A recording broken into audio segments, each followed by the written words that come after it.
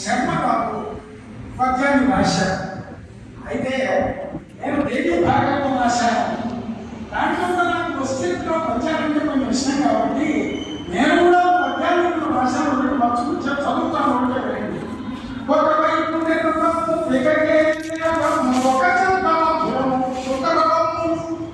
ఒక చోట నెమళ్ళ యొక్క వాక్యము ఒక్కడ సాయేరు ఒకటదురు ఒక తరి మిథునము ఒక చంత మృగవతు ఒక్కడ కోపము ఒకట కొలనులు ఒక ఛాయ వృక్షము ఒక క్రేమ పూమత ఒకవైపు షట్పర ప్రకరగాను అక్షయుగమును శృతిధ్వజమునకు పండువులు సేరుచుండే ఆ ప్రాంతమందు కొత్త దవ్వేగ అచ్చట ఎంతైన నగరం ఒక్కటి కనిపించదగ్గపురము. ఇది దేవి భాగవతంలో నేను రచించేటువంటి పద్యం. అంటే పూర్వకముల యొక్క గొడవలు మనకు బాగా నచ్చినప్పుడు ఆ విధంగా పద్యం రాయాలి అని అనిపిస్తూ ఉంటుంది.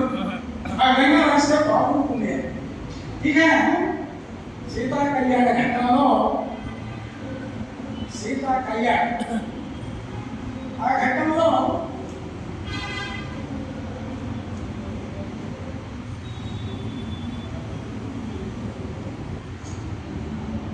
జనకుడు సీతను చూపిస్తూ ఇయం సీత మమ సుత సహధర్మ చరీతం ప్రతీక్ష చేయనాం భద్రం తే పాణిం గృహ్యేపాణినా అని వాల్మీకి గారు ఆయన శ్లోకం రాశారు. ఇయం సీత మమ సుత అనడంలో సీత వంశం, ఆ వంశం యొక్క కీర్తి ప్రతిష్టలు చాలా గొప్పవి. ఈమె ఏమో నాకటి చాలు దొరికిందని అనుకుంటావేమో, ఆమె నా చేత పెంచబడినది. నేను పెంచినటువంటి సీత నా వంశం ఎటువంటిదో నీకు తెలుసు కదా. అందరూ కూడా యోగులైనటువంటి వారు. మరి అటువంటి నా చేత పెంచబడినటువంటి సీత అయ్యాయిక అని ఆమె యొక్క కీర్తి ప్రతిష్టలన్నీ కూడా మనకు ఆ మాటలో తెలుస్తూ ఉంటాయి. ఇక శర్మ గారు ఇదే శ్లోకాన్ని తీసుకొని ఆయన కూడా చక్కగా ఆ స్థాయి చెడకుండా, వాల్మీకి గారు స్థాయి చెడకుండా పామరులకు కూడా, అంటే పామరులు అంటే కొంచెం తెలుగులో చొరవన్నటువంటి వాళ్ళు కూడా అర్థమయ్యేటట్టుగా రాశారు. ఈ యమ సీత నాలుగు సుత నేను అర్థం కాని పదాలే ఉన్నాయి కదా.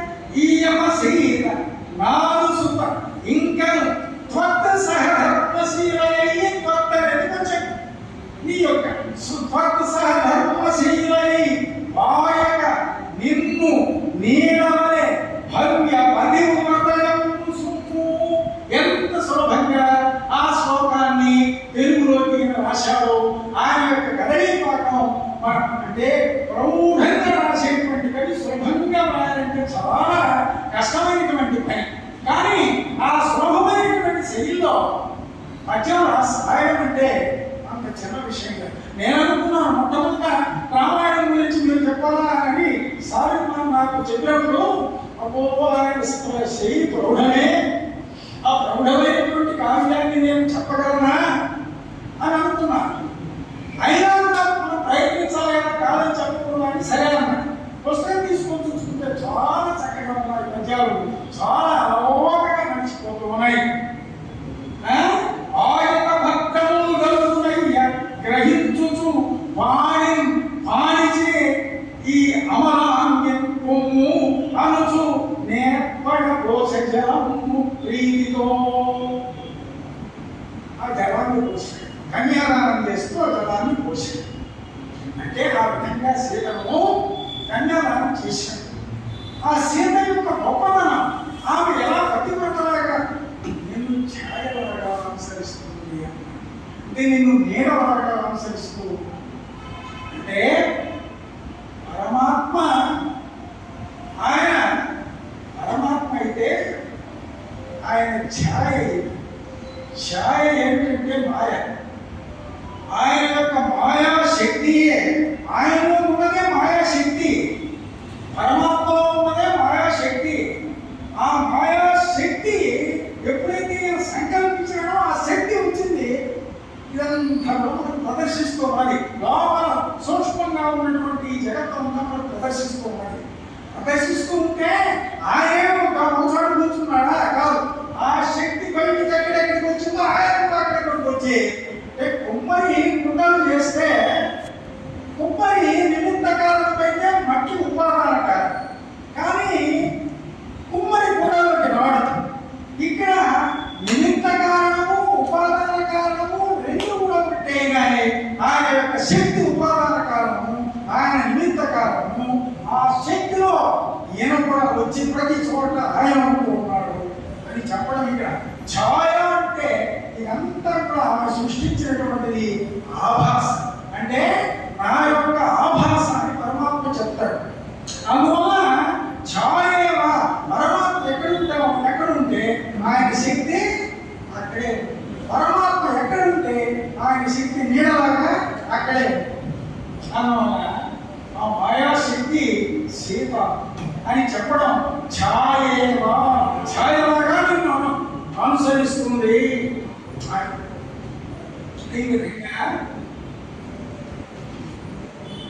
వారి రచన చక్కగా సాగుతుంది.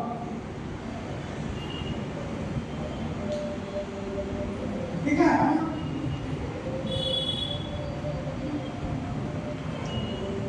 రాముడికి పట్టాభిషేకం చేయాలి అనుకుంటాడు ఎవరు?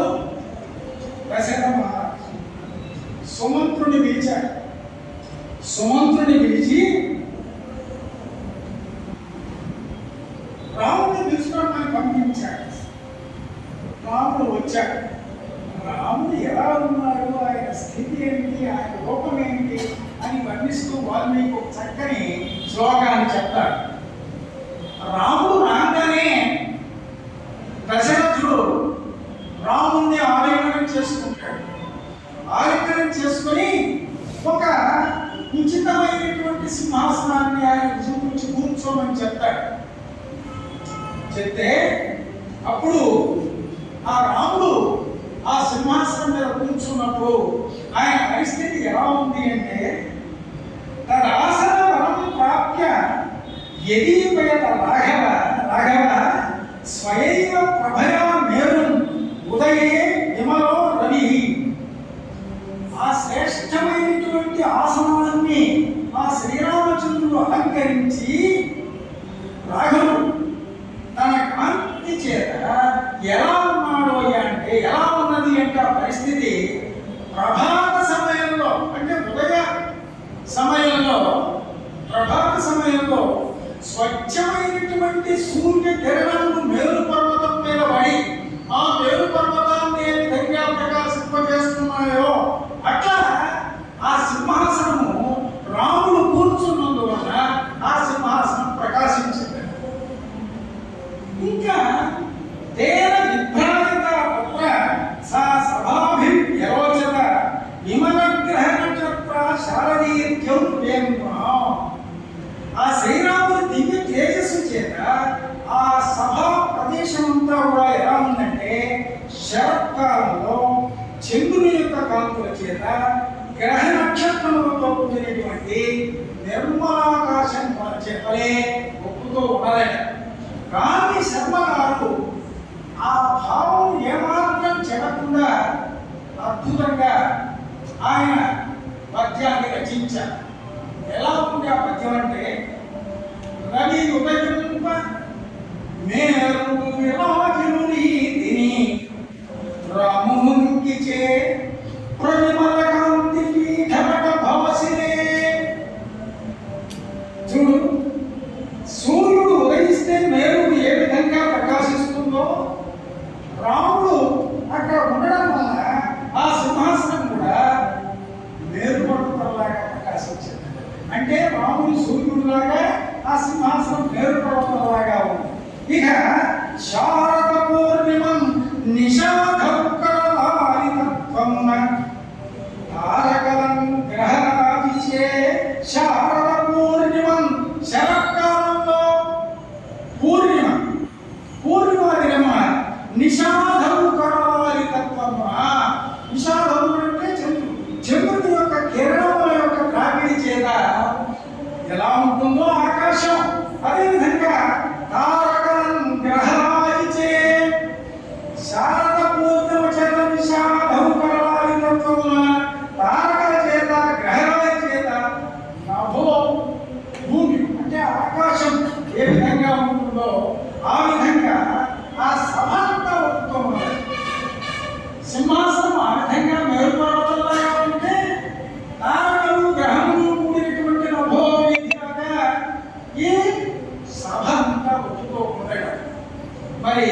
ఈ విధంగా ఆయన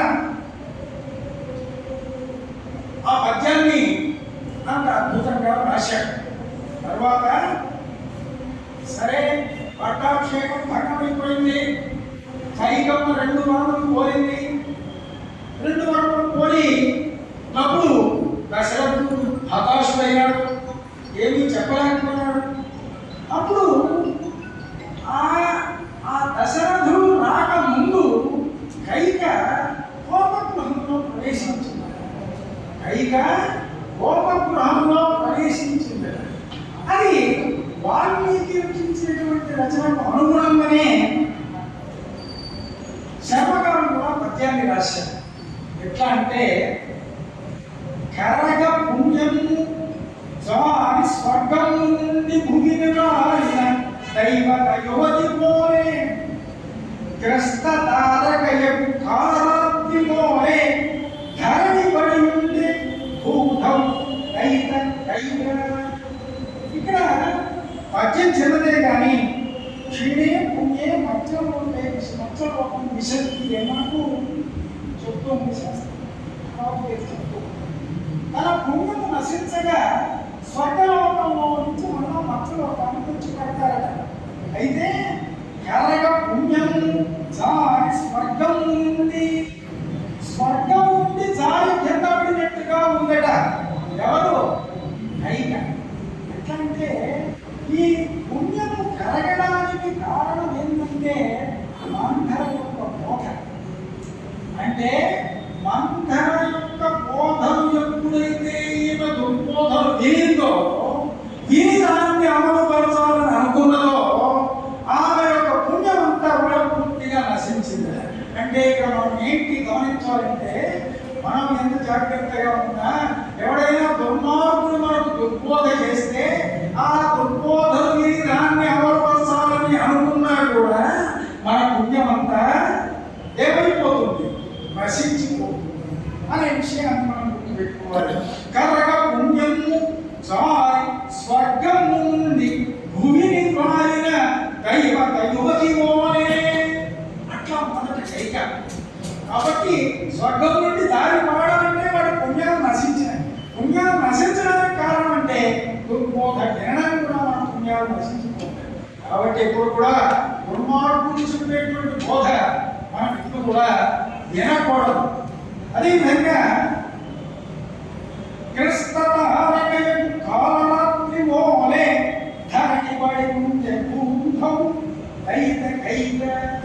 ఇక ఈయన కోపగృహానికి పోయేటప్పుడు తన ఆభరణాన్ని తీసేసింది. ఒక మాసిన చీర కట్టుకున్నది, భూషణులన్నీ కూడా తీసేసింది. కోపగృహంలో పోయి పడుకున్నాడు. ఎవరు? కైక. నేను ఎలా ఉందయ్యా అంటే గ్రస్త తారకయము కాలరాత్రి మోలే. అంటే తారకలన్నీ కూడా మరుగున పడిపోతే, తారకలు నక్షత్రములు అన్నీ కూడా మరుగున పడిపోతే మరి కాలరాత్రి చీకటి ఎలా ఉంటుంది? చిప్ప చీకటి. అంతకుముందు నక్షత్రాలన్నీ ఉన్నాయనుకోండి, ఏదో మేఘాలు ఏదో ఆవరించి నక్షత్రాలన్నీ కూడా మరుగు పడిపోయాయి. అప్పుడు ఎలా ఉంటుంది? కాలరాత్రి లాగా. ఈ కాలరాత్రి లాగా ఉన్నట్టు అమ్మాయి కైక. అయితే ఈమె నక్షత్రాలు ఏంటంటే ఆ ఆభరణాలన్నీ కూడా నక్షత్రాలుగా ప్రకాశిస్తున్నాయి. ఈ ఆభరణాలన్నీ ఎప్పుడు తీసేసిందో ఆమె ఎలా ఉంటే నక్షత్రాలన్నీ మరుగున పడిపోయేటువంటి కాలరాత్రిలాగా ఉందట. ఇది వాల్మీకి గారి శ్లోకం. దాన్ని అద్భుతంగా తెలుగులో చిన్న పద్యంలో మనకు ఒక పెద్ద భావాన్ని మనకు చెప్పినాడు. ఇక ఆ దశరథుడి యొక్క పరిస్థితి ఎలా ఉందంటే, కైకమ్మ 2 వరాలు కోరినప్పుడు ఆయన యొక్క హృదయం, ఆయన యొక్క మానసిక స్థితి ఎలా ఉందంటే, శర్మగారు రచించినటువంటి పద్యం వరి హిరాదుడు సంకు సవ్వడిని భ్రమసి వలదగుడుకొనెడు మృగంబువలే నృపుండు తరుణి మోహన కోప సుస్వరము. ఒక శిష్య ఇంకా జింక ఒక మృగం. జింక శ్రావ్యంగా ఏదైనా ఒక సబ్బడి తినబడితే ఆ సబ్బడిని బట్టి పోతుంది కదా, వలలో తగులుకుంటుంది. నిరాలు వలవాన్ని శ్రావ్యమైనటువంటి సంగీత వేస్తారు. మరి విరాటుడు స్వల్పు సబ్బడిని క్రమసి ఏదో శబ్దం చేస్తాడు, శ్రావ్యమైనటువంటి శబ్దం, వలలో తగులుకుంటుంది జింక. అదేవిధంగా అది శ్రావ్యమైనటువంటి శబ్దాన్ని తగులుకుంటుంది. అదేవిధంగా ఈయన కూడా తరుణి మోహన కోప సుస్వరముతో ఆ యొక్క మోహనమైనటువంటి మోహనాన్ని కలిగించే, అజ్ఞానాన్ని కలిగించేటువంటి కోపంతో కూడినటువంటి సుస్వరాన్ని విని శపథముల చేసి ఆనాడు శపథాలు చేసి ధర్మ భాషలో చిక్కిపోయినాడు. ఎవరు? దశరథ మహారాజు అని పద్యాన్ని అద్భుతంగా వస్తూ ఉన్నాడు. ఇంకా కూడా దశరథుడి యొక్క స్థితి ఎలా ఉందంటే, వడిశరు వీరరాయ పడుచుండగ చెవుల యందు ప్రత్యక్షరము. నాకు 2 వరాలు కావాలయ్యా, ఒక వరం రాము మెడకు పంపించాలి, ఇంకొక వరం భరతుడికి పట్టాభిషేకించాలి. ఈ మాటలు ఒక్కొక్క అక్షరం కైపు నోట్లో నుంచి వస్తూ ఉంటే ఎలా ఉందట? వడిశరు వీరరాయన. వడిశలతో, వడిశల అంటే దాదాపు పట్టుకొని ఇట్లా కొడుతూ ఉంటారు రాతో, అది గేట్పల్లాగా ఆ రాయి భలే స్పీడుగా వచ్చి తగులుతుంది. ఈ ప్రతి అక్షరం కూడా వడిశల తీసుకొని కొడితే ఆ విధంగా దశరథుడి ఒక్కొక్క రాయి ఒక్కొక్క అక్షరం ఒక్కొక్క రాయి తగులుతూ ఉందట. గడగడ భూపతి గడగడ వణికిపోతూ ఉన్నాడు. వరాలు కోరుకుంటూ ఉంటే ఎడగలుడగా జరిగి ఇంటిని చదువుతూ ఉన్నాడ. ఆ కైతను చూచి ఏమేమో ఎక్కడనుకోండి, తర్వాత రామాయణ కథలో మనకు వస్తుంది. అడవులు పంపవలసిందే, మళ్ళా సముద్రం నుండి రాముడిని తీసుకొస్తాడు. కైకి ద్వారా తాను కోరినటువంటి వరములు పెట్టాడు. ఇది నేనే అరణ్యాలు పెడతాను అంటే సీతమ్మ నేరుగా వస్తానంటే ఆయన చెప్పాడు కదా, ఛాయేమ అనుగమిష్యతి అని. నేనులాగానే నటింటుందని చెప్పాడు కదా, నేను కూడా వస్తానన్నది సీత. అమ్మో అడవుల్లో ఎన్నో పూలు ఉంటాయి, సింహాలు ఉంటాయి, పాములు ఉంటాయి, తేళ్ళు ఉంటాయి. వాల్మీకి చాలా గొప్పగా రాశాడు. నేను కూడా మరి 24,000 శ్లోకాలు 9,000 శ్లోకాలు విధించినానంటే కథను కాస్త వర్ణంలోకి కాస్త సంగ్రహం చేశాడు. అప్పుడు సీత అంటుంది, ఏమైనా నువ్వు నన్ను ఇంకా భయపెడుతూ ఉన్నావు, పులులు సింహాలు వస్తే నువ్వు లేవా? నువ్వు వీరుడికి కాదా? పరాక్రమం లేదా నీ దగ్గర? పులులు వస్తాయి, సింహాలు వస్తాయి, దేవుడు ఉన్నాయి, మామూలు ఉన్నాయి, చెప్పి నన్ను భయపెడుతూ ఉన్నావే అని సీత ఒక చెరోపు తీసుకుంటుంది. అది వాల్మీకి చాలా చక్కగా చెప్పాడు. ఆ చక్కదనం ఏమాత్రం దెబ్బతినకుండా ఈయన కూడా పద్యం రాశాడు. కింత్వా అనన్యత వైదేహ వితామే నిధిరమహిమ రామ జామాతరం ప్రాప్య స్త్రియం పురుష విగ్రహం. అయ్యా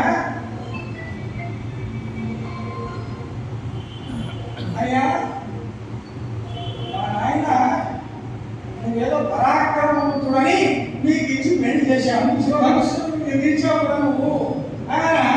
మరి శివధను భంగం చేసినటువంటి నీకు చాలా వీరుడని పరాక్రమవంతుడని నీకు ఇచ్చాడు. అయితే ఇప్పుడు నువ్వేమంటున్నావు? ఆడలో ఉంటాయి, సింహాలు ఉంటాయి, మనం భయపెడుతూ ఉన్నావు. ఈ విషయంగా మా నాన్నగారికి తెలిసిందనుకో, అప్పుడు ఏమనుకుంటాడు? అయ్యో మా నాన్నకు తెలియక పురుష వేషంలో ఉండే స్త్రీకి నేను అమ్మాయి ఇచ్చి పెళ్లి చేశాను ఏదో అనుకుంటాడే, ఇదేంటయ్యా ఇది అని చమత్కారంగా వాల్మీకి వస్తే, అదే శర్మగారు విలసన మాత్రం పురుష విగ్రహం స్త్రీపటంచు విలసన మాత్రం పురుష విగ్రహం స్త్రీపటంచు తెలియక నిన్ను అల్లురి విదేహ రూపాలు మాదు తండ్రి రక్షించే ఆ విషయం తెలియక మా నాయన మోసపోయినాడు. నువ్వేదో పురుష విగ్రహాన్ని పొందిన స్త్రీ అని తెలియక ఆయన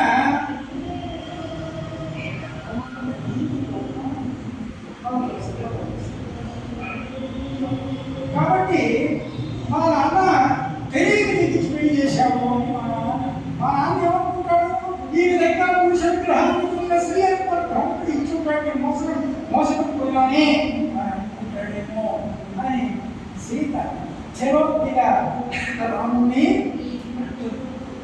సరే రాముడే మా కౌసల్య వీళ్ళంతా కూడా దుఃఖిస్తూ ఉంటారు. ఇక ఎవరైనా ఒకరి కోసంగా ఇంకొకరు అడవులు పోతూ ఉంటే ఆ తల్లి ఎంతైనా బాధపడుతుంది కదా. రాముడు అడవులు పోతూ ఉంటే లక్ష్మణుడు కూడా వెంట ఆమె వస్తానని బయలుదేరి అప్పుడు ఆ సుమిత్ర లక్ష్మణుడి యొక్క తండ్రి ఎవరు, తల్లి ఎవరు, సుమిత్ర. ఆ సుమిత్ర దగ్గరికి నేను కూడా రాముడితో అరణ్యాలకు పోతూ ఉన్నాము అంటే ఆమె చెప్పినటువంటి మాట వాల్మీకి ఏమన్నా అంటే కౌశల్య చూడండి. ఇక్కడ సుమిత్ర యొక్క ఆ గొప్పతనం, ఆ సుమిత్ర యొక్క ఉదాత్తమైనటువంటి ఆ భావం, సుమిత్ర యొక్క మహోన్నతమైనటువంటి వ్యక్తిత్వం వాల్మీకి ఒక చిన్న శ్లోకంలో చెప్తాడు. రామం దశరథం విద్ధి మాం బుద్ధి జనకాత్మక అయోధ్యాం అటవీం విద్ధి గచ్చ కోట యథాసుఖం. ఆయన రామం దశరథం విద్ధి, నువ్వు వెళ్తూ ఉన్నావు, నీ అన్నగారైనటువంటి రాముని దశరథుడుగా చూసుకో. మాం బుద్ధి జనకాత్మక, నన్ను సీతమ్మను నన్నుగా చూసుకో, నన్ను నాలాగా సీతమ్మను చూసుకో, అంటే నీ తల్లిలాగా నువ్వు చూసుకో. ఇక అయోధ్య అటవీ విద్ధి, ఆ అడవినే అయోధ్యగా భావించు. సుఖంగా పోయానాయన అంటూ అదే భావాన్ని రాముని కనునిగా దశరథునిగా జనకజను నన్నుగా నొప్పుము అనుదినంబు వనతలంపు అయోధ్యని తలంపు ఓయిరం ఇంక సుఖంగా ఓయిరము అని ఆ భావాన్ని అందరికీ అర్థమయ్యేటట్టు సులభమైనటువంటి తేటగీతి పద్యంలో తేటగా రాశారు. అయితే ఇక్కడ వాల్మీకి రచించినటువంటి పద్యంలో శ్లోకంలో కొంతమంది పండితులు దాన్ని వేదించి ఏమంటారంటే రామం దశరథం విద్ధి అంటే దశరథుడు అంటే దశ రథం, దశము అంటే పక్షి ఒక అర్థం, రథం అంటే వాహనం, పక్షి వాహనంగా కలిగినటువంటి వాడు విష్ణువు, గణపతుడు వాహనంగా కలిగి రాముణ్ణి విష్ణుమూర్తిగా భావించు. మా అంటే లక్ష్మీదేవి, మా లక్ష్మీదేవి తల్లి సాక్షాత్తుగా సీతాదేవి లక్ష్మీదేవిని భావించు. అయోధ్య అంటే దేవతలు కానీ రాక్షసులు కానీ యుద్ధం చేసి ఆక్రమించుకోవడానికి సాధ్యం కాంతి కాబట్టి అయోధ్య, అది అడవిని అయోధ్యగా భావించు అని ఇట్లా పండితులు చెప్తూ ఉంటారు. అయితే ఇక్కడ రాముని కనుక దశరథుడిగా జనకజం నన్నుగా ఇక మామూలు పదం పడకపోయినప్పటికీ కూడా నన్నుగా భావించుకునే వాళ్ళని వేదాంతపరంగా అర్థం చేసుకుంటే నేను అనే ఉన్నదే ఆ నన్ను నేను అంటే ఈ దేహము ఇంద్రియములు ఇవన్నీ కూడా మిగిలినటువంటి నేను, ఆ నేను పరబ్రహ్మమైతే ఆ నేనులో పరోక్షంగా దాగి ఉన్నటువంటి శక్తి ఎవరు? అమ్మవారు. ఆ అమ్మవారిని నన్నుగా భావించు అనే తెలుగులో కూడా అర్థాన్ని ఆ విధంగా తీయవచ్చు. జనకజం నన్నుగా అనుదినం అని ఈ విధంగా ఎదుట ఎంతో మహోదాత్తమైనటువంటి భావాన్ని ఆమె ఆ లక్ష్మణుడు కోరుతూ ఉన్నప్పుడు అందిస్తుంది. ఇక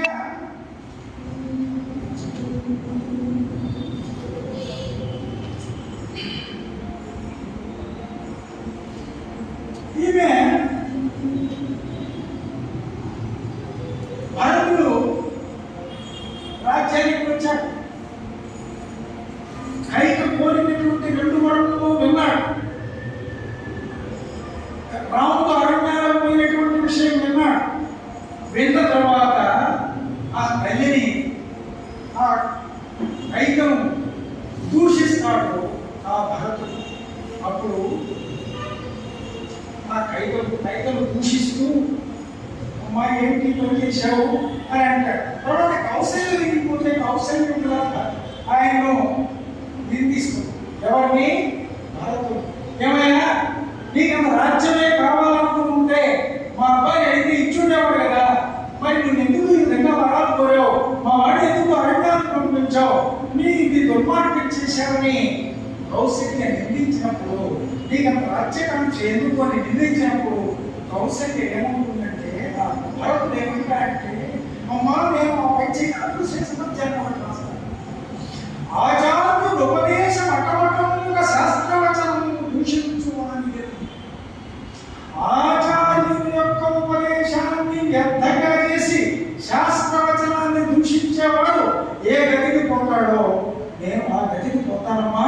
నిజంగా రాజ్యకాంక్షలు కలిగి ఉన్నట్లయితే ఉభయ సంధ్యల నిద్రనందుచు ఇనునెస కాలములం తీర్చు కరుణడం. 2 సంధ్యలలో ఉభయ సంధ్యలలో నిద్రపోతూ సూర్యునికి ఎదురుగా నిలబడి కాలకృత్యాలను ఎవరైతే తీర్చుకుంటూ ఉంటారో, సూర్యునికి ఎదురుగా నిలబడి ఎప్పుడు కూడా కాలకృత్యాలను తీర్చరు. అటువంటి వాడు ఏ గదికి పోతాడో మృత్యులను భార్యను బిడ్డలను మరచుచు పరమాత్మను దిగువాని యగం. తన సేవకులు తన భార్య వస్తుంటే వీడు మాత్రం పరమాత్మ నిండు ఎక్కడో తిరుగుతూ ఉంటాడే, అటువంటి వాడు ఏ గదికి పోతాడో అటువంటి గతుల కమిటీ కూడా కూలి గోవు కన్యడు వాడి గతియు. గోవు కన్యవాడు ఏ గతికి పోతాడో, గురువు ఊరకే నిర్దించేటువంటి వాడు ఏ గతికి పోతాడో అటువంటి వాడు పోయేటువంటి గతికి నేను పోతాను అని ఎన్నెన్నో భరతుడు శపథాలు పెడతాడు. ఇదంతా కూడా అనంతమాత్రుడు రచించినటువంటి గోపియాజ్ఞ సంవాదంలో ఆ గోవు కూడా 16-17 ఎన్నో శపథాలు పలుకుతుంది. పర్వతమాడి మధ్యలకు బాధగమర్చున్నట్టు తల్లికి తండ్రికి తండ్రికి తల్లికి మారు పలికేడు నగళ్ళు ఆకులు వచ్చి ఎట్లచే గోవలప్ప మేఘలుచున్న వృషపు మొదలుచున్నాడు రెయ్యలు పెట్టి దుర్గంలో నేను రాకంటున్నాను అని ఆ గోపు శపథాలు పలుకుతుంది. అదేవిధంగా భరతుడి యొక్క శపథాలు కూడా వాల్మీకి మూలలో 30 శ్లోకాల్లో ఈ భరతుడు చెప్పినటువంటి శ్లోకాలు చెప్తున్నాడు వాల్మీకి. ఈ శర్మగారు కూడా ఆ శపథాలను సంగ్రహించి వాటిని 12 పద్యాలలో వివరించారు. ఈ శపథాలను కూడా పరిశీలించి ఈ పద్యాలన్నింటినీ కూడా కంఠస్థం చేయగలిగితే మానవుడు ఏ విధంగా జీవించకూడదో అనేది అర్థం. చాలా చక్కని ఆయన రాశాడు. సరే, ఈ విధంగా అనేకమైనటువంటి విధాలుగా మనకు చెప్తారు. కొన్ని ముఖ్యమైన ఘట్టాలు మాత్రమే చెప్తారు.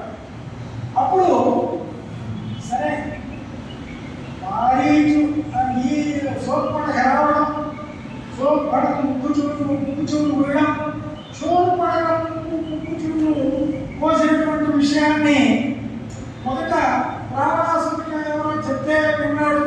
మారీచుడి దగ్గరికి వచ్చాడు. మారీచుడు ఏమన్నాడంటే మొట్టమొదట అయ్యా నీకెవరు చెప్పారు ఈ విషయాన్ని ఏంటంటే ఆ రాముడు సామాన్యుడు కాదే, ఆయన బాణాన్ని నేను ఎవరికి సమీక్షించి ఉన్నానే ఈ విషయాలన్నీ నీకు ఎవరు చెప్పారు?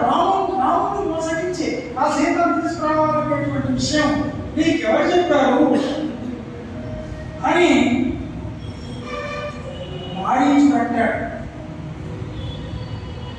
అందులో రామో విగ్రహవాన్ ధర్మ అని మొట్టమొదట అన్నటువంటి వాడు మారీచుడు. అంటే రాక్షసుల చేత కూడా ప్రశంసింపబడేటువంటి వాడు రాముడు. అయితే రావణాసుడు చోప్పడగా చెప్పినటువంటి మాటలు విని ఆ సీతమ్మ చాలా అందగత్తే, ఆమె నీకు భార్యగా ఉండదగినటువంటిది అని చెప్పినప్పుడు మరలా వచ్చాడు రావణాసుడు. మరలా వచ్చి మహారాజా ఎవరి మీదకి వచ్చాడు? మారీచుడి దగ్గరికి వచ్చాడు. నాకు నువ్వు సహాయం చేయాలి. నేనేదో మారువేషంలో పోయి ఏ విధంగా రాముడిని దూరంగా ఎట్లయినా తీసుకుపోవాలి అని అంటాడు. ఆ సందర్భంలో ఒక చక్కని పద్యం శ్లోకం వాల్మీకి రచిస్తే ఆ శ్లోకానికి అనుగుణమైనటువంటి పద్యం శర్మగా అన్ని పద్యాలు చాలా చక్కగా ఉంటాయి. కానీ మనకు ఒక రోజు చెప్పేది కాదు కనుక కొన్ని ముఖ్యమైనటువంటి విషయాలు నేను వివరిస్తూ ఉన్నాను. సంతత ప్రియ భాషణ చదువు అధిప కొల్లలుగందురు ఎవరైనా పూర్తితో ప్రియంగా మాట్లాడగలిగేటువంటి వాళ్ళు మంత్రులు ఎక్కడ చూసినా కొలలుగా మనకు లభిస్తారు. అప్రియం మరియు పథ్యము నట్టి హితము చెప్పువాడును నిలువాడును చిక్కుట అడుగు. మంచి మాట, మనకు హితాన్ని కలిగించేటువంటి మాట, అది మనకు అప్రియమైనటువంటిది అయినప్పటికీ కూడా ఆ విధంగా మనకు భయపడి, మనకు రాజుకు భయపడి అది నువ్వు చేసే మంచిది కాదయ్యా అని చెప్పేవాడు కూడా చాలా అడుగు. అప్రియమైన హితమైనటువంటి మాటలు చెప్పేటువంటి వాడు చాలా అడుగయ్యా అంటారు. ఇది మనం గుర్తుపెట్టుకోవాలి. రాజులైనటువంటి వారు, ఆలైనటువంటి వారు ఇది నాకు అప్రియం చెప్తున్నాడు వాడిని దండించకూడదు. వాడు చెప్పే మాట మనకు అప్రియమైన, మనకు హితాన్ని కలిగించేదైనట్లయితే దాన్ని మనం స్వీకరించాలి. ఇది భారతులు ముఖ్యంగా గమనించవలసినటువంటి విషయం. సత్యం భూయాత్ ప్రియం భూయాత్ నభూయాత్ సత్యం అప్రియం ప్రియం చ నామృతం భూయాత్. అది ప్రియమని అబద్ధం చెప్పకూడదు. ఎప్పుడు కూడా సత్యమునే పట్టాలి కదా, అది ప్రియంగా ఉండాలి. అది ఆ భావాన్ని మనకు ఇక్కడ సరే అక్కడ మారీచుడు చస్తాడు. సీత అంటూ చనిపోతాడు. ఆ సందర్భంలో సీత ఎటువంటి మాటలు పలుకుతుందంటే శర్మగారు పద్యాలు చాలా చక్కగా రాశారు. సీతమ్మ లక్ష్మణుడు ఏ విధంగా నిర్మిస్తుంది? పరమ నికృష్ట నీచ కులపాంసన రాము విపత్తి నీకెదను కరము ప్రియంపు నాపైని కాంక్షలు నింపద ఇందు కానితో పలుగినంత అగ్రజుని పాట రయంగా పలుగిడకుండా నెరపుతూ ముందులే వాడు వినీకు తిరిగి కూడా బ్రహ్మత్యం అని ఈ విధంగా సీతమ్మ ఎన్నో భాషలు ఇదంతా కూడా శర్మరావుడు చాలా చక్కగా వర్ణిస్తాడు. లక్ష్మణుడు వెళ్ళిపోతాడు. అయితే ఇంకా కొన్ని పద్యాలు పర్ణశాలకు రాముడు వచ్చి సీత కనపడకపోయేటప్పటికీ రాముడు దుఃఖిస్తాడు. లక్ష్మణ చూచావా, ఎవడైనా పరాక్రమవంతుడైనటువంటి వాడు మన పరాక్రమాన్ని ప్రదర్శించకుండా సాధు జంతువులాగా మెత్తగా ఉంటే వీడు చేతగాని వాడు అనుకుంటారు. లక్ష్మణ చూచావా, నా మంచితనం ఎంత చెడ్డ కలిగించిందో చూచావా. మెత్తడి వాడనై ఎప్పుడు నేల తలంచు ప్రాణికోటికి ఏ ఒత్తిడి లేక శాంతుగతి ఉండేది నన్ను. నేను మెత్తగా ఉంటాను, ఏ దోషాన్ని తలంచుకుంటాను తలంచకుండా ఎప్పుడు లోకానికి మీరే తలంచుకుంటాను, ప్రాణికంతా కూడా మీరే తలంచుకుంటాను. ఏ ఒత్తిడి లేక శాంతిని తిరిగి నన్ను జగత్తులోని రాహుతుడు అంటే మహాయోధుడు వేద విధానం ఒప్పరికించి వీడు వేద అంటే ఏమి చేతగానటువంటి వాడు అని అనుకున్నారయ్యా. చూచావా, నేనేదో శాంతంగా ఉన్నాను అనుకుంటే నన్ను అమాయకుడుగా, నన్ను శక్తి లేని వాడుగా లోకులు అనుకుంటూ ఉన్నారు. మహోదాత్మత్వం కూడా ఒక తప్పుగా అయ్యారు. ఈ రాముడిని మహోదాత్మైనటువంటి ఒక గుణం ఉంది, అది ఏమైంది ఒక దోషంగా నన్ను. కాబట్టి ఎప్పుడు కూడా అవసరమైనప్పుడు కుటుంబాన్ని చూపించవలసిందే. పెద్దతనం పనికిరాదు. మన ధర్మానికి ఎక్కడైనా చెడు కలుగుతున్నప్పుడు మనం ముందుకు ఉరకవలసిందే, మనం ధైర్యాన్ని చూసి ముందుకు ఉరకవలసిందే అనేటువంటి ఒక చక్కనైనటువంటి ఒక సందేశాన్ని మనకు ఇస్తూ ఉన్నాడు ఈ మాట. ఇక వీళ్ళంతా కిష్కింధకాండలో సుగ్రీవుడితో స్నేహం చేసుకోవడం అంతా కూడా చాలా చక్కగా మంచి పద్యాలు రాశారు వారు. రాస్తే వీళ్ళంతా కూడా కిష్కింధకాండలో కొన్ని ముఖ్యమైనటువంటి పద్యాలు వినిపించడానికి ప్రయత్నం చేస్తారు.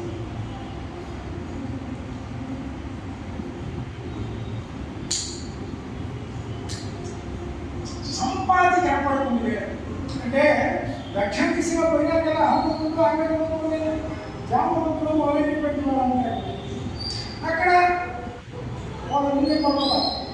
ఇంకెంతో వీళ్ళంతా కూర్చొని అనుకుంటూ ఉండగా జటాయు సంగతి కూడా వీళ్ళ ప్రస్తావనలో వస్తుంది. ఆ కొండ మీద సంపాది ఉంటుంది. ఆ సంపాదికి రెక్కలు లేవు. ఆ సంపాది యొక్క తమ్ముడు జటాయు. వీళ్ళందరినీ సంపాది యొక్క తమ్ముడు జటాయు చనిపోయినటువంటి వాళ్ళ సంపాది విని ఎవరు నేను అని చెప్పి వాళ్ళందరినీ మనకి ఇచ్చి ఏంటి జటాయు సంగతి ఏంటి అనేది జటాయు ఇట్లా సీతను తెచ్చుకుంటున్నారు ఎవరో అని మీరందరూ కూడా అడిగితే అప్పుడు సంపాదించుకుంది, అయ్యా నేను నాకు సుపాశ్రుడు అనేటువంటి ఉన్నాడు, నాకు రెక్కలు లేవు, వాడు ప్రతిరోజు కూడా ఆహారం నాకు తెచ్చిపెడుతూ ఉంటాడు.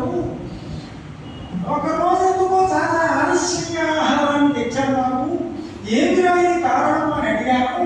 అడిగితే ఈ దగ్గర రావణాసుడు సేవ ఎత్తుకుపోతున్నాడు, నేను అడ్డగించాను. సీతని మనకి తెలియదు కదా, ఎవరో స్త్రీని ఎత్తుకొని పోతూ ఉన్నాను, నేను అడ్డగించాను. రావణాసుడు నమస్కారం చేసి నాకు దారి ఇవ్వమని ప్రార్థించాడు. నేను దారి ఇచ్చాను, నేను వాటితో పోరాడలేదు. అప్పుడు ఉన్నంతా నన్ను ప్రశంసించాను. ఎందుకని రావణాసుడితో యుద్ధం చేయకుండా నన్ను వదిలిపెట్టేశాను. ఆడతో యుద్ధం చేస్తుంటే ఇంకెక్కడ పెట్టుకోగలని చెప్పి మునులంతా కూడా నన్ను ప్రశంసించారు. తరువాత తెలిసింది రావణాసుడు సీతం తీసుకొని పోయినటువంటి విషయము. నీకు ఆహారం ఆకలింటుందని, నీకు ఆలస్యం అవుతుందనే ఉద్దేశం చెప్పి నేను ఆహారాన్ని తీసుకొని వచ్చామని సుభాషుడు చెప్పినప్పుడు ఆ సంపాది ఈ అన్నదారులతో ఈ కథంతా కూడా చెప్తూ సంపాది ఆ కొడుకును ఏ విధంగా నిందిస్తుందో ఎన్న వాక్యములను శర్మగారు ఇది స్వయంగా వాల్మీకి రామాయణంలో లేనటువంటి ఉదాహరణలు ఉన్నాయి. వాల్మీకి రామాయణంలో లేనటువంటి ఒక చక్కని సందేశాన్ని మనకిస్తూ ఉన్నాడు. ఏమని, ఓరి సుభాషిత ఎంత పని చేశాడు కూడా వాడేమైనా సెలవు కూడా వదిలిపెట్టి వచ్చావా నువ్వు, నీ వాటితో చేయాల్సిన అవసరం లేదా అని నేను వాడిని నిందించాను. ఆ నిందా వాక్యాలు ఎట్లున్నాయంటే ఆ ఒకసారి చదువుతాను చూడండి. శర్మగారు స్వయంగా ఆయన భావాలు ఇక్కడ మనకు చెప్పారు. హారామ లక్ష్మణాయను ఆ దేవి వేరెత్తి చుట్టాల పెంచుచున్నాయి, వేరెత్తి చుట్టాల పెంచుచున్నాయి, ఆ రామ ప్రక్రియైన కాకుండా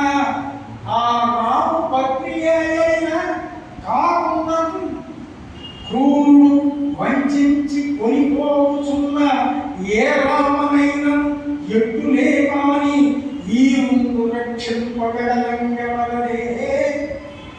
పిచ్చివాడ, ఆమె సీత కావచ్చు, సీత కాకపోవచ్చు, వాడు రావణాసుడు కావచ్చు, రావణాసుడు కాకపోవచ్చు.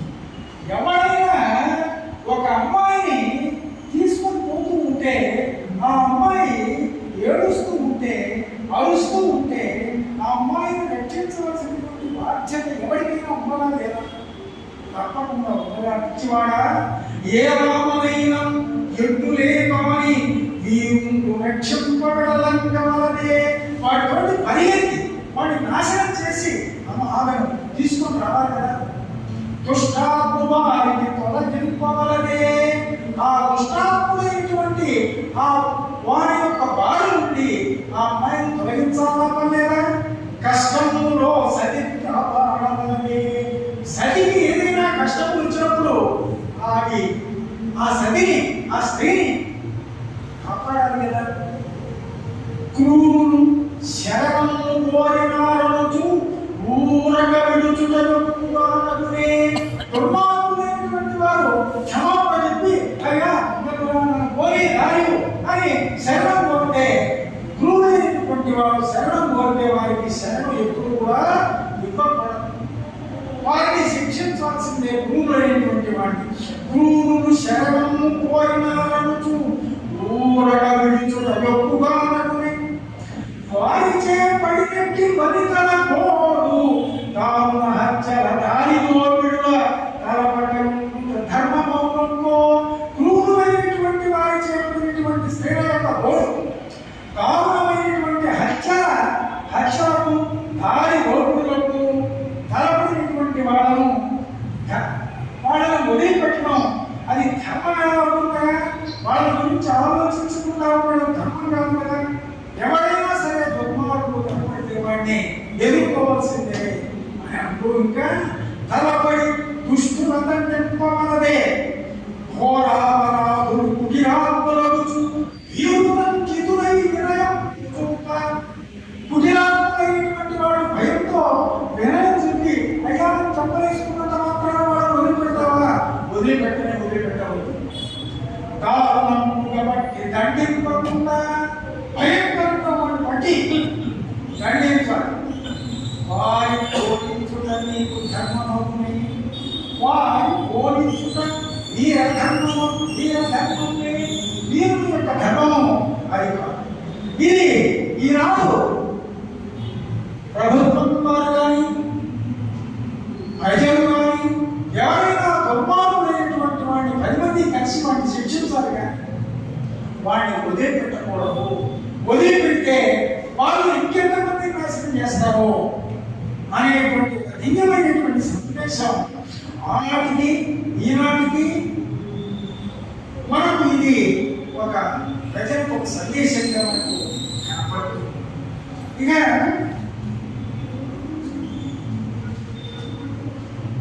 ఇంకా కొన్ని ముఖ్యమైనటువంటి విషయాలను అంటారు. ఆంజనేయ స్వామి లంకంతా వెతికాడు. వెతికితే అక్కడ మనం చెప్పిన విషయం మంటోలని చూచాడు. సీత అనుకున్నాడు.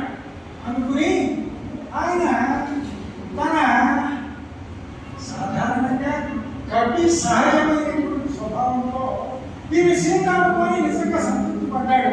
సంతృప్తి పడి ఆయన ఆస్ఫోటయామాస చుచుముఖ్యం అనంత చక్రీర జగౌజగామ స్తంభారోహన్ నిపపాత భూమౌ నిదర్శయన్ స్వాం ప్రకృతి కపీనాం. భుజగాస్ఫాలన కావించాడు. ఆ శివకృత్యాన్ని నేను తోకను ముద్దాడాడు. స్తంభాలు ముట్టుకొని పైకెక్కాడు. మళ్ళా స్తంభాల నుంచి కిందికి దూకాడు. ఈ విధంగా ఓటు చేష్టం చేశాడు. చేసి తర్వాత మళ్ళా అనుకున్నాడు, అయ్యో నేను పొరపాటు పడ్డానే. ఇక్కడ సీతమ్మ వారు ఇక్కడ సీతమ్మ రావణాసుడు అంతఃపురంలో రావణుడికి చెయ్యపోయినా సీతమ్మ ఉండదు కదా అని అనుకోని మళ్ళా పశ్చాత్తాపం. ఇది వాల్మీకి రచించిన విషయం. అయితే శర్మ గారు ఈ చేష్టలన్నింటినీ కూడా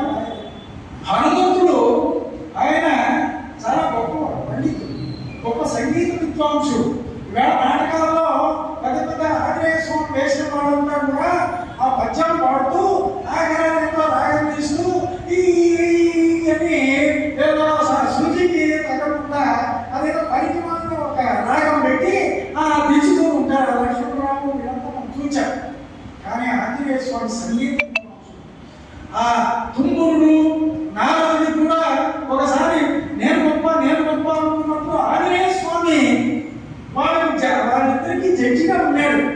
అంటే వాళ్ళిద్దరికంటే కూడా ఏంటంటే గొప్ప సంగీత విద్వాంసం. పైగా రాముడు అంటాడు, రాముడు ఉద్వేద వినీతస్య నా యజుర్వేద ధారణ నా సమవేద విదుష నా సామవేద విదుష అని ఆ సామవేదంలో చదివిన వాడు తప్ప ఈ విధంగా మాట్లాడలేడు అంటాడు కదా. అది దృష్టిలో పెట్టుకున్నారేమో శర్మ గారు. ఈ కోతి చేష్టం ఆయన వర్ణించనే లేదు. ఆంజనేయుడిని ఉదాత్తంగా వర్ణించాడు.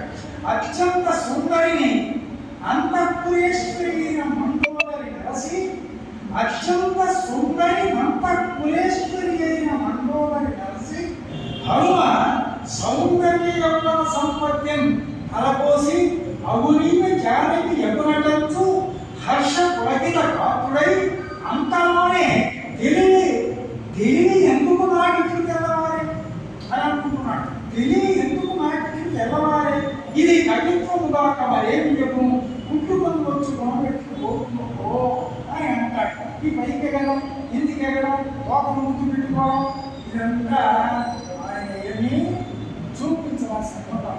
ఇది ఆయన యొక్క సహృదయకు ఇది నిదర్శనము. ఆంజనేయ స్వామి యొక్క గొప్పతనాన్ని చెప్పడానికి ఇది ఒక నిదర్శనం. చెప్పడం తప్పదుగా ఏమైనా హాస్యంగా చెప్తూ ఉండవచ్చు.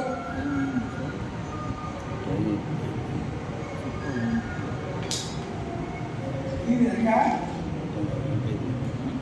సీతమ్మవారిని అశోకంలో చూచాడు.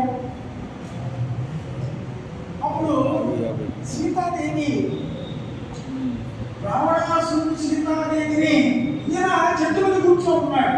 ఎవరు? ఆంజనేయుడు. రావణాసురుడు వచ్చాడు. సీతాదేవి పురోగమనాన్ని కోరుకున్నాడు. ఇంకెక్కడి రాముడు ఎక్కడుంటాడు, ఏ ఇంట్లో కోరుకుంటాడు ఆయన.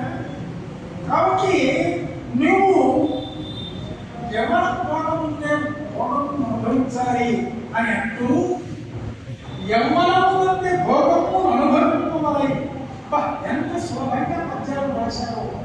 నిజంగా పద్యం కష్టంగా రాయడం సులభం, కానీ సులభంగా రాయడం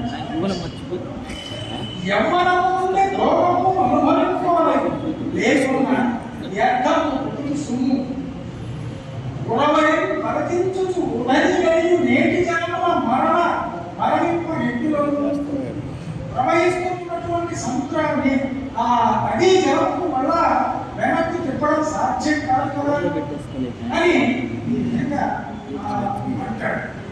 ఇక సీత కూడా ఉంటుంది, జనమము విజయ సంగతి పుత్రిగా బ్రహ్మవేత్తకుండానది వెంకునను దశరథ ప్రభునికి పెట్టి సాధ్యై మనుచు అకార్యముందవ ఆంగునకుందకు బ్రహ్మనిత్య కృత్యములను కోరే సాధ్యం కోరేవు నీరు పుణ్యం అని అంటాడు. అంటుంది సీతమ్మ కూడా అతన్ని నిరసిస్తుంది.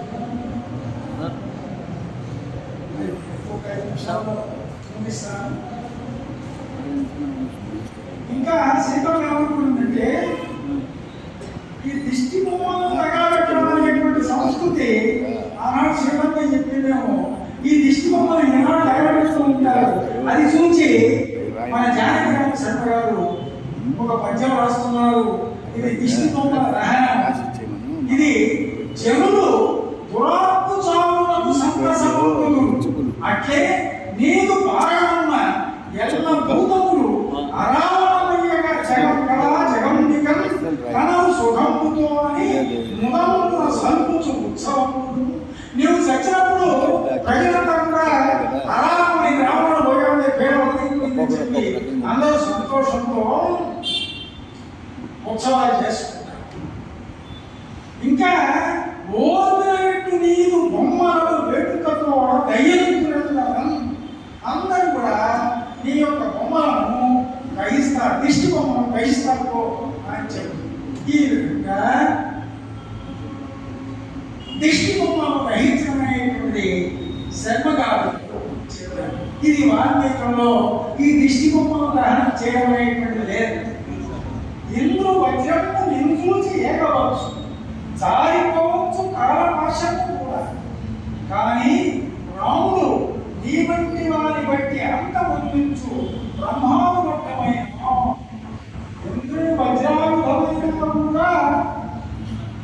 నీకు లొంగిపోవచ్చు, భాషకు కూడా నీకు లొంగిపోవచ్చు. కానీ రాముని యొక్క బాణం మాత్రం నేను గ్రహించకుండా అవ్వదు అని సీతమ్మ చాలా ప్రజలు అక్కడ చెప్తుంది. ఇక అశోకవనం ధ్వంసమైపోయింది. రావణాసురుడిని హనుమంతుడు నాగపాశంతో హనుమంతుడు బంధించి రావణాసురుడికి విషయంలో అదంతా ఉంది. అక్కడ ఆంజనేయ స్వామి లంకను గ్రహించినప్పుడు అక్కడ ప్రజలు కూడా ఏమనుకుంటారంటే, మన వారు చేసిన ఘనపాపములే ఇట్లు రాలై మనకి తరచుకొచ్చే, రాజుగారు చేసిన పాపాలే ఈ విధంగా మనకు మంటలుగా మన మీదకి వచ్చినాయి. కాబట్టి అరుణ సొమ్మున సుఖములు పడసినప్పుడు పాప ఫలములు దుఃఖం కాబట్టి అరుణ సొమ్ము చేత సుఖాలు పొందినప్పుడు ఆ పాప ఫలం ఎప్పుడు కూడా పోదు. ఇప్పుడు ఏమిటంటే ఇక్కడ మనం గమనించవలసింది, రాజు చేసిన పాపాలు కూడా ప్రజలకు చుట్టుకుంటాయట. కాబట్టి రాజు కూడా జాగ్రత్తగా ఉంటారు. ఎందుకంటే రాజు పాపాలు చేసి ధనాన్ని తీసుకొచ్చి ప్రజలకు పంచితే ఆ పాపం మనం కూడా అనుభవించవలసి వస్తుంది అని ఈ విధంగా చెప్తాడు. కోపాన్ని గురించి ఇంకా తమ్ముడైనటువంటి లక్ష్మణుడు చనిపోయినాడని తెలుసుకొని అంటాడు ఆయన రాముడు, జానకి పోలు భార్యలు ప్రశస్త గుణాక్షలు చూడ చూడ ఎందేది లభించవచ్చు, మరి ఎందుకు లక్ష్మణుడు వంటి సోదరం దీనిది భక్తుని పరమ దీవు ఇనుము తిని బొమ్మనమునే సీత కావాలంటే భార్య కావాలంటే ఇంకా కానీ లక్ష్మణుడు అమ్ముడు దొరకాలంటే చాలా కష్టమని అధికారం చెందుతాడు. ఇది ఆయన యొక్క ప్రేమకు నిదర్శనంగా శర్మ గారు ఎంత చక్కగా పద్యాన్ని అడిగినాడు అనేటువంటి విషయం మనకు అర్థమవుతుంది. అందుకే సమయం చాలా తీసుకుంటుంది కనుక ఇంకా పద్యాలు చాలా చక్కగా రచించినటువంటి పద్యాలు కూడా ఉన్నాయి. ఇక మరి ఎక్కువ సమయం తీసుకోవడం మంచిది కాదేమో, అందుకని ఇంకోసారి ఏమైనా అవకాశం వస్తే చాలా విషయాలు నేను నోట్ చేసుకుంటున్నాను, అప్పుడు ఇదే విషయాలు చెప్పడానికి ప్రయత్నం చేస్తాను. ఈ విధంగా బోలూరు హనుమంత్ జానకి రామచంద్ర చాలా సరళమైనటువంటి భాషలో శ్రీ రామాయణాన్ని వాల్మీకి రచించినటువంటి రామాయణాన్ని ఔన్నత్యం తగ్గకుండా చక్కగా సరళమైనటువంటి భాషలో రచించారు. వారికి మనము ధన్యవాదాలు తెలియజేసుకుంటూ నాకు ఈ అవకాశం ఇచ్చినటువంటి పెద్దలకు నమస్కారం చెప్తూ ఇంతటితో నా ఉపన్యాసాన్ని తీసుకున్నాను. ఓం వాళ్ళిద్దరికి మాట్లాడు అందరూ సమర్పణ చేసి